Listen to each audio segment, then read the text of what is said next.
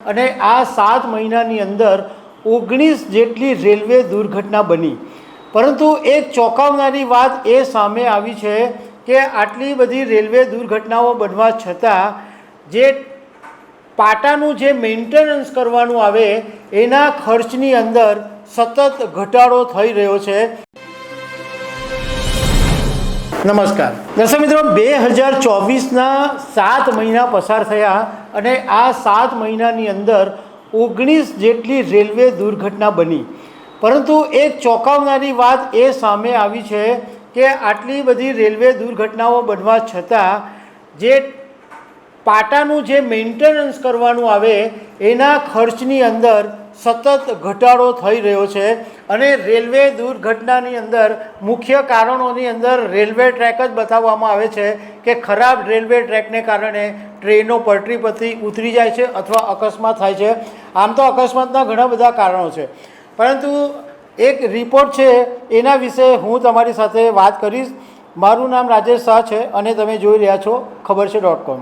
દર્શક મિત્રો, 2024ના 7 મહિના પસાર થયા અને એમાં 19 જેટલી રેલવે દુર્ઘટના બની, એને કારણે સેંકડો લોકોએ જાન ગુમાવવા પડ્યા, ઇન્ફ્રાસ્ટ્રક્ચરને કરોડો રૂપિયાનું નુકસાન થયું, કેટલા બધા લોકો ગંભીર રીતે ઈજા પામ્યા અને એ આજીવન ઈજા રહે એવી એમને ઈજા થઈ છે। એક તરફ આવા બધા જે રેલવે દુર્ઘટના બને છે ત્યારે જે રેલવેના જે પાટા હોય છે અને ગાડીની સ્થિતિ હોય એની ઉપર સામાન્ય રીતે સવાલો ઉઠતા રહે છે, પરંતુ એક વિશ્લેષણ ઉપરથી એવી ચોંકાવનારી વાત સામે આવી છે કે રેલવે દુર્ઘટનાઓ બનવા છતાં પણ જે ટ્રેક મેન્ટેનન્સ છે એના ખર્ચની અંદર ભારે ઘટાડો જોવા મળ્યો છે। જુલાઈ મહિનાની અંદર જ આ જ મહિનાની અંદર 4 રેલવે દુર્ઘટના થઈ। એક 31 જુલાઈએ બંગાળના રંગપાની રેલવે સ્ટેશનમાં એક માલગાડીના 2 ડબ્બા ખડી પડ્યા। 29 જુલાઈએ ઝારખંડના હાવડા મુંબઈ પાટા પરથી ઉતરી ગઈ, એમાં 2 લોકોના મોત થયા હતા।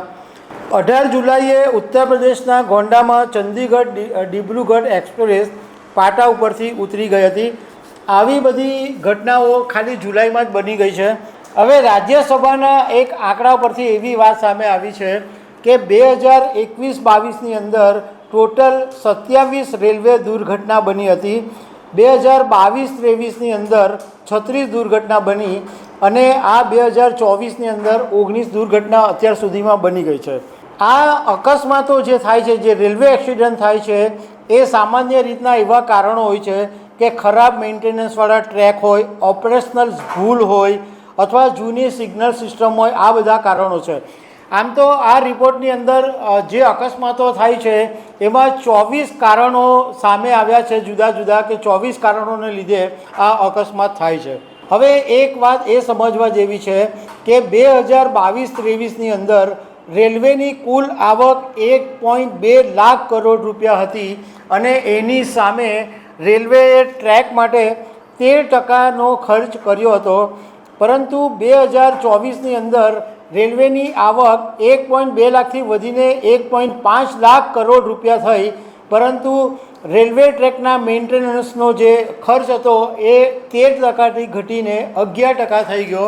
અને હજુ હમણાં ગયા સપ્તાહમાં જે બજેટ રજૂ થયું એમાં રેલવેની આવકના 9% જેટલા રેલવે મેન્ટેનન્સ માટે ફાળવવામાં આવ્યા। મતલબમાં 13%થી ઘટીને 11%, 11%થી ઘટીને 9% સુધી રેલવે મેન્ટેનન્સ પર ખર્ચો થયો। એટલે સતત જે ખર્ચો ઘટતો થયો અને એની સામે રેલવેની જે દુર્ઘટનાઓ એ બનતી જ રહે છે। રેલવે મંત્રી અશ્વિની વૈષ્ણવે અગાઉ એવું કીધું હતું કે રેલવે અકસ્માતો ઘટાડવા માટે એક નવી સિસ્ટમ બની રહી છે, જેને કારણે હવે અકસ્માતો બનતા અટકી જશે, પરંતુ ખબર નહીં એ સિસ્ટમ હજુ સુધી લાગી નથી થઈ અને આવા રેલવે અકસ્માતો બનતા રહે છે। તો દર્શક મિત્રો, આવી અનેક વાતો સાથે અમે તમને મળતા રહીશું। Thank you very much.